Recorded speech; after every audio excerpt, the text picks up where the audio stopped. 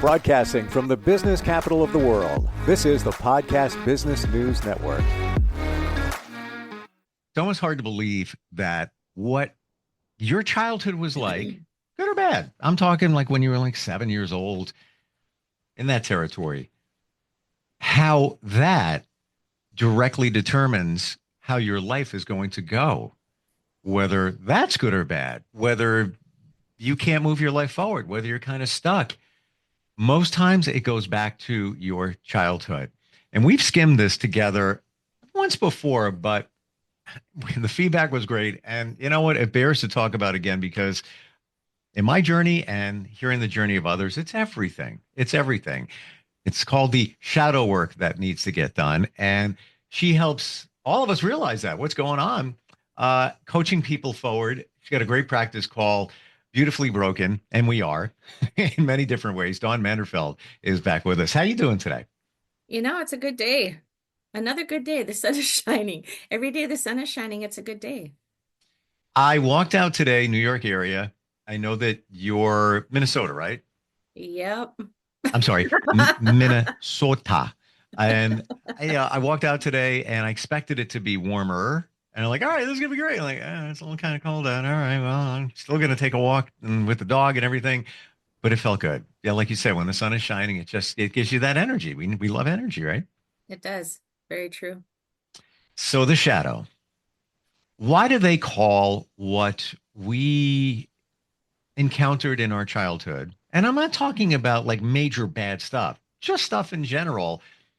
When you need to work on it later in life, and we'll get to why and how, but they call this shadow work. I'm hearing this more and more, that term. Why do they call it that? Is that like your little shadow, meaning your younger self? Is that what it is? It can mean a couple different things, but I know in what we were going to be sharing and talking about today is as we get older and we make certain decisions, and as our life takes different turns and goes in different ways, what the shadowing means is, let's just say you came from a family where you didn't really see your parents be very conducive to working. Let's say they had jobs off and on. So then when you get older, you want to make the decision. Let's just say you're one of those that's going to make the decision that I'm going to get a good job. I'm going to do what I want to do. I'm going to work really hard. I'm going to have the things I want to have. Mm-hmm. And you start going that way. Then all of a sudden you don't like your job, or you get tired of your job, or you don't like the hours. And your brain can trigger back to, well, we always made it and they weren't always working all the time. So, you know what? I don't like my job. So I'm just going to quit and I'll find another job down the road. But I just don't want to work for a couple of weeks. I literally know people like that. Me too. And what happens is your that is what, in what I teach and what I help people with, that is the shadow from your childhood. Is that when you get against a wall and you come onto something that you're just so tired of, you resort back to, well, it worked out when I was little, when I saw my parents do it, and you kind of go back. Do you see where I'm going with that? I've never heard it explained this way before, in that when your back is up against a wall or you've confronted a challenge. Yeah. I've never seen it that way. Got to process that. I got you, but so this is new for me. I understand that if you heard something or experienced something as a kid, let's say your parents got divorced. Yeah. You might have, and this is kind of universal for a lot of us, and not just that one reason, but you have deep inside of you a fear of abandonment. Your parents left, and what happened? The family, the whole blah, blah, blah.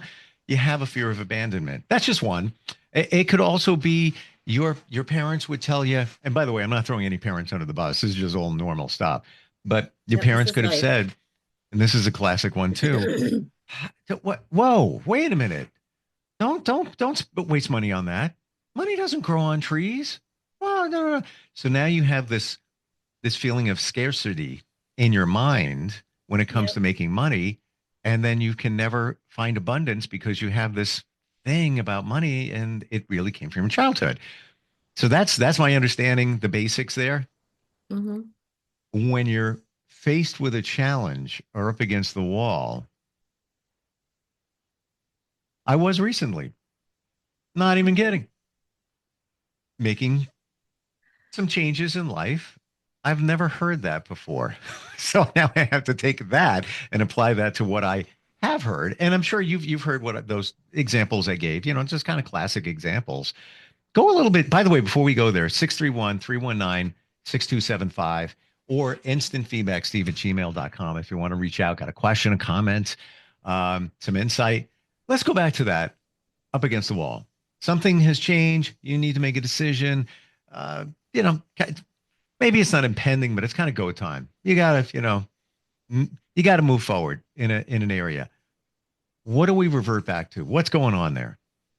Well, I'm going to bring up what you brought about divorce.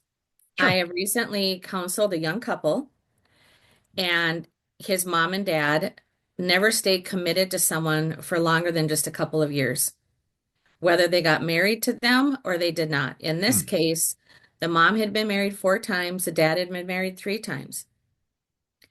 So he and his wife were having some struggles, and he was getting frustrated with it, and she wanted to go to counseling. He did not want to come to counseling. And Hmm. so what all that boils down to is the fact that he never learned commitment. He never saw his parents commit. He was tossed between his mom's house to his dad's house. When his mom wanted a break, then he went to his dad's. When his dad wanted a break, he went to his mom's. And so, because they were going through a situation, he just said, you know what? I'm tired of this. It's a lot of work right now. This isn't going to work for me, and I want a divorce. This He this was up person you were against the wall. counseling, that Yeah, that this person I was counseling, this gentleman. Why? gotcha. Because he was up against the challenge of, does he love her enough to work through this and to get to the bottom of why he has that disconnect? And he did that with friendships too. If they bothered him, made him angry, upset, we're done. Don't talk to me, go away, blah, blah, blah. So when you're up against a wall, it could be a commitment issue. When you're having a commitment challenge. That was definitely something that stemmed from his childhood. Hmm. This good part to the story is he said, I do love her. I do love my kids. This is just a lot of work. It's really hard. I don't know how to take the steps to make it work. Right there. I don't know. So that's a big one Hmm. because you get the shadow of your childhood and it's like, well, my parents are happy. It always worked for them, blah, blah, blah, blah, blah. And she hung on and she just said, well, let's just try counseling before we just kind of give up on this. And he finally just started, when I started working with him individually, really getting into his childhood, because that was the first place I went. What was your childhood like? Now, granted, that can work with people that have a wonderful marriage. But in this specific case, it definitely stemmed from his childhood. He canceled the divorce, Hmm. still going to counseling. And he said, I never thought that I could be this in love with the same person for longer Wow. than my parents stuck with one individual at a time. That's kind of what we're talking about, the shadowing and how our childhood, because no one taught him commitment. No one showed him what it meant to work through the really hard times. So for him, it was very easy just to say, well, I'm done. I'm just going to move on. I'll help with the kids, but I don't want to be married to you anymore.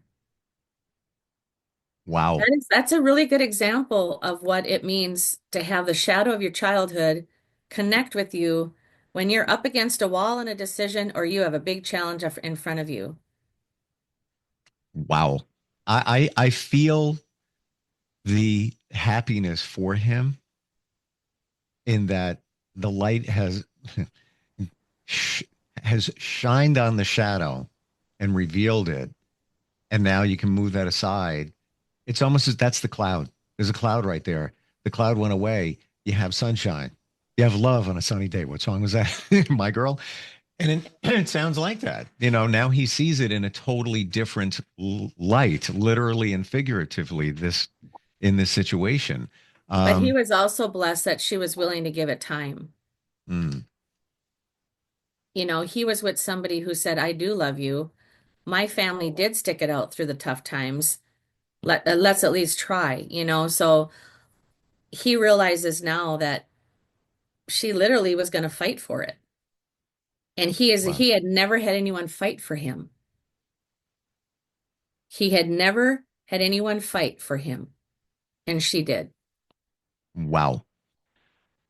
In that situation, now that was the commitment to relationships. Yep. From what you heard from him, was he like that in other parts of his life? A Yep. job, like, yeah, it's all right, man. I'm not going to stick with this. I took up tennis. Yeah, it was good. I'm not into it anymore. Yeah, just not feeling it. No. Not with sports or anything, but with friendships. Okay, so Yep. that's where I was going with that. Yep, Whether it yep. was So he had relationship friendships that based. were really good, and then all of a sudden they said something that he misinterpreted, he realizes now. And for him, it was just easy to not deal with it and say, you know what, I'm done. Right. Wow. What a game changer in your life. Like how this all like I just like um I feel great for him that he figured this out. But yeah, to your point that his wife was willing, how does she know that he didn't just say, yeah, this is what's going on. Yeah, I talked to this life coach, Dawn, and this is what she told me. The wife could have said, really? you know, she believed in him and believed in, I guess, the process that it's going to Yeah. take some time. Where is he with that right now? They are doing great. It's been about 9 months now, and he never left the home. He's still in the home. Wow. He kept his job. He's working hard. Cool. Um, she has a job now, and he's willing to watch the kids on the weekends when she's working. And it was like a light bulb literally went off in him when I shared the words, "Do you know she loves you enough that she's fighting for you? Have you ever had anyone fight for you for your time, your relationship? That's how much she loves you." And that's when it really hit him that no, I just got tossed around. Mm, Like, no, I mean, and that's huge. That's happening a lot. yeah. Yeah. Well, we're in a very disposable world too, where, you know, Exactly. you don't get things fixed anymore aside from your car. It's like the TV. Throw it on, get another one. I think we have a call. Hi, can you hear us? Yes, hello. Hey, beautiful. Who's this? This is Craig. Craig Ackerman. Good morning. I was just curious to know. I don't know if you think that specific childhood experiences shape our coping mechanisms as adults. Did you hear Oh, him? definitely. Yes. Yeah. Yeah, I always thought that. I didn't see what your thoughts are on that. Um, our coping mechanisms with any situation in our life will come from our childhood. Uh, And that during that time, it's when we get older and we start realizing it and we start seeing a pattern.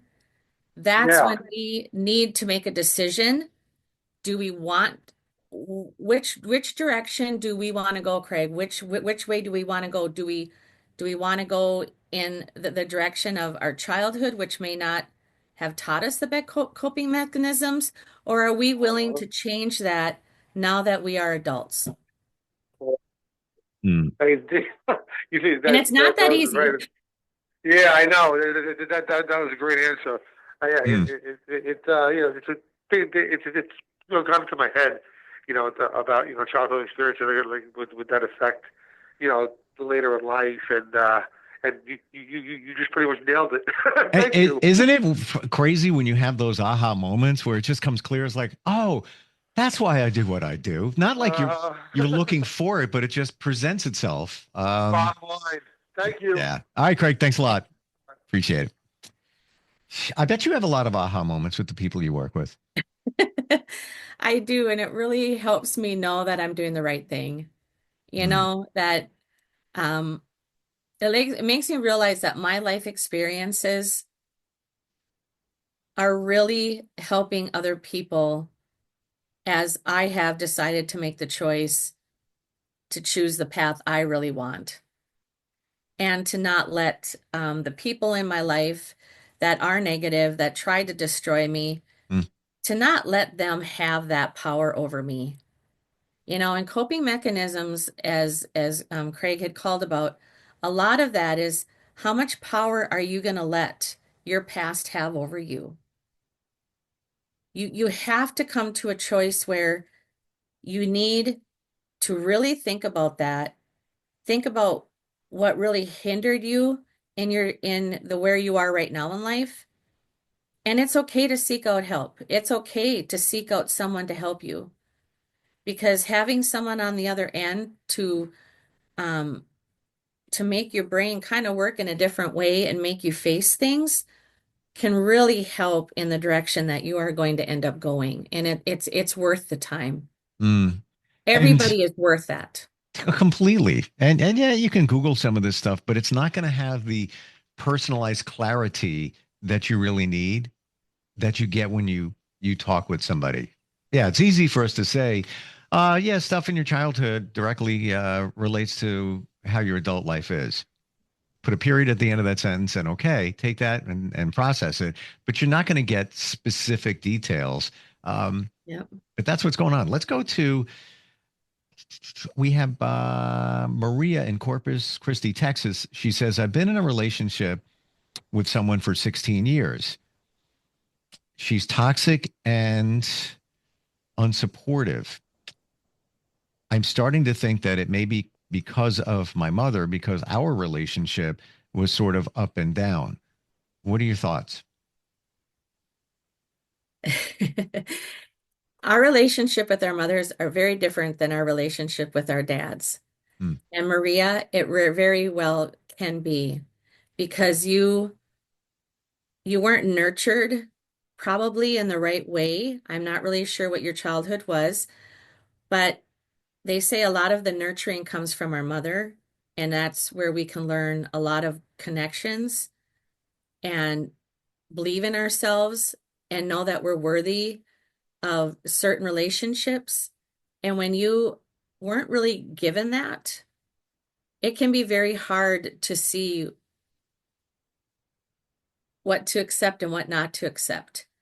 And if you are realizing now that you are in a toxic situation, then you can make the choice to say, I don't want this anymore. I don't need this anymore. I've tried to help this person.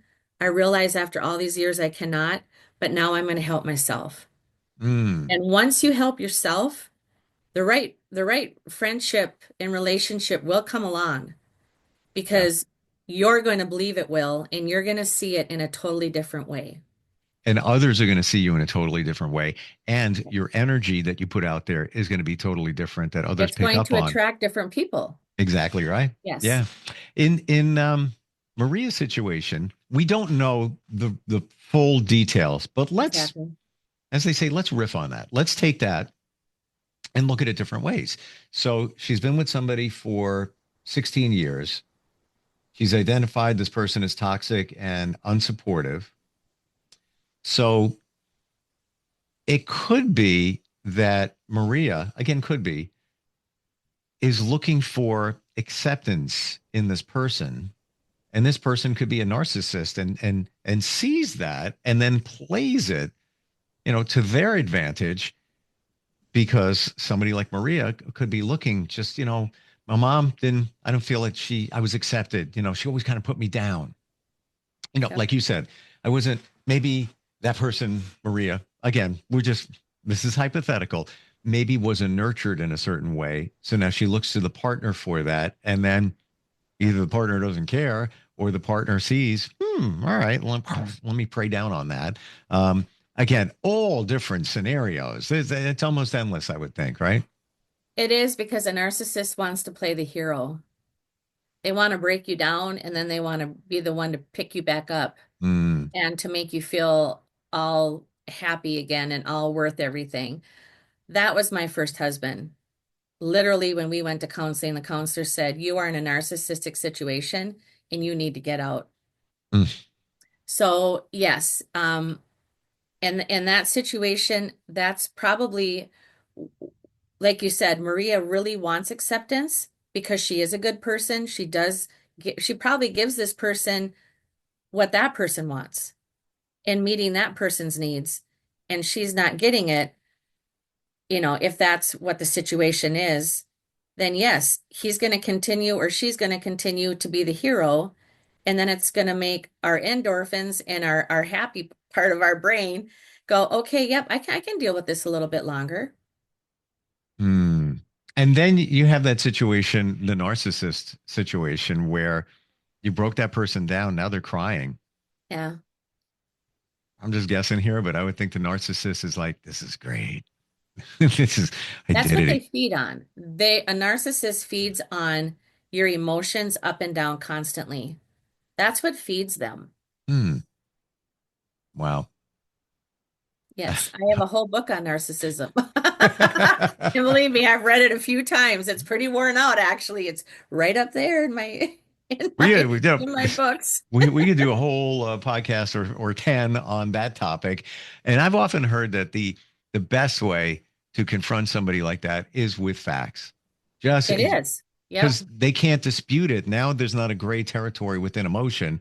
You did this, I did this, you did this, fact, fact, fact. Oh no, oh really? Well, here's a text.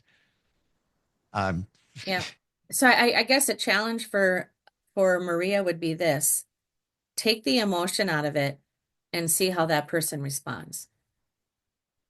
If you are this close to knowing that this is a toxic relationship and you're close to getting out, take your emotion out of it. Let that person act however they want. Do not respond to them in the way you normally do, and just see what happens. so let's look at that even a little bit deeper. I had a feeling you were going to say that. Again, all different angles. Um, so Maria is having challenges. Why hasn't she, 16 years? Why hasn't she left? Why isn't she, it sounds, we use the word toxic and unsupportive. It doesn't sound like a good situation. She may be hanging in there because her Of fear. self-worth Fear. and fear of abandonment. Now we're back, to that again. Yeah. Fear of starting over again, fear of not being strong enough to start over again, and all of that. I can't do this, and that could be because her partner of 16 years has just beat on her so much that her self-esteem is all the way at the bottom, or that could be maybe from her relationship with her mom, parents, whatever it might be. She has, that minimal self-worth. Again, so many different scenarios and many that can be working together against us, right? Yeah. It Yes. doesn't have to be just one I was situation. going to say it's usually not just one situation. It's a few of them all put together. Yeah. Yeah. And then you start believing the BS, Yeah. that from those different things that present themselves, and then you are quote unquote stuck. Maria sounds But like it she's also stuck. blocks us from growing forward. Sure. You can't grow forward when you're in a situation that long. And it really is going to take a mindset. For me, mine became physically abusive. And it wasn't until I had a friend strong enough to say, "Hey, Don, you're better than this. I'm going to help you get out of this." And that's when it just clicked on me. But I had children. I don't know if Maria has any children, but I had children. And one day I remember watching them outside playing, and I went, do I want my sons to think it's really okay to do this to their wives or to women? And do I want my daughters to think it's okay to be treated like this? That was one of the huge connections for me, is that absolutely not. And that's when I started going, what am I doing? I don't deserve this, but it didn't happen right away. It took a few years. Yeah.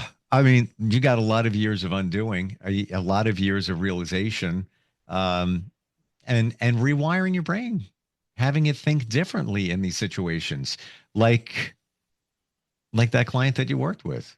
Like, I'm sure he sees everything in a totally different light Oh now yeah, that, it has changed him. You can see such a freedom in him now.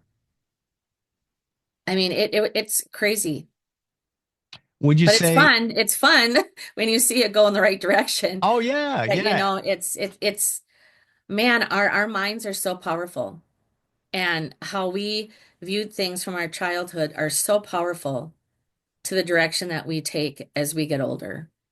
And each season that we mature more and more little shadows are going to pop up. Mm, You know, it really is, and it's inevitable. They're just going to pop up. Even if you've gotten past them, you've moved past them, some of those little shadows are really never just going to go away and disappear. Once you have kids or once you have a certain job, new little shadows that go along with it are going to pop up.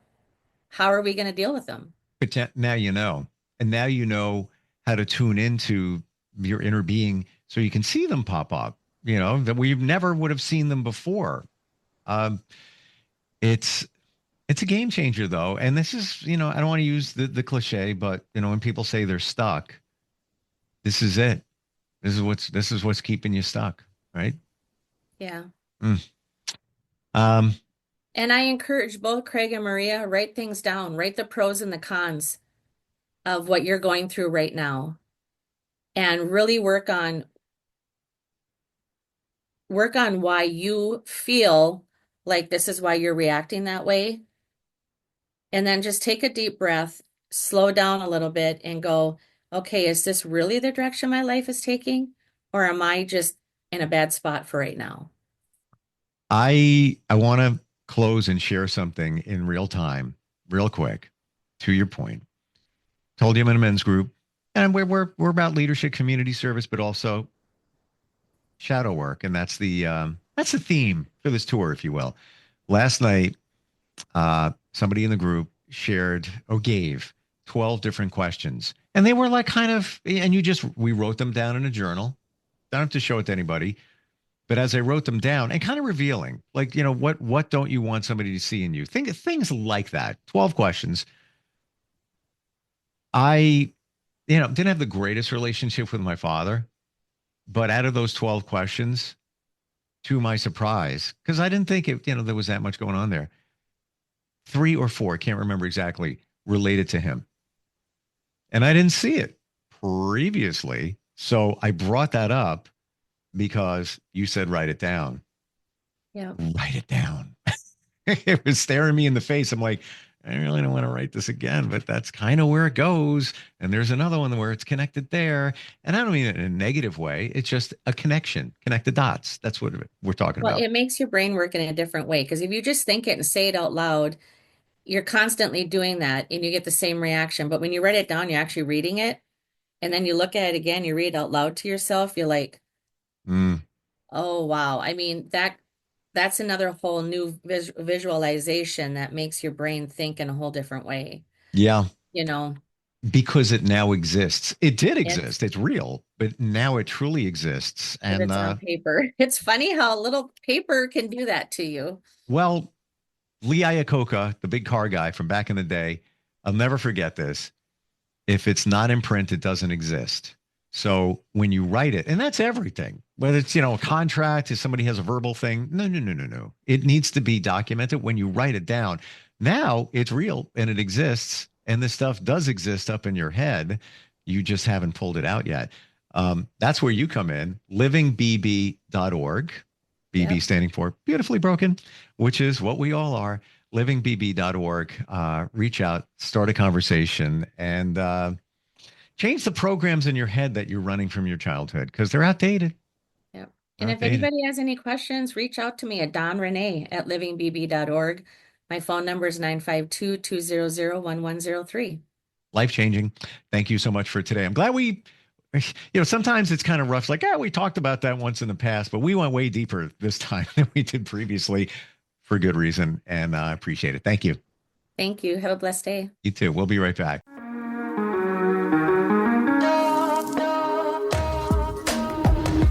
Broadcasting from the business capital of the world, this is the Podcast Business News Network.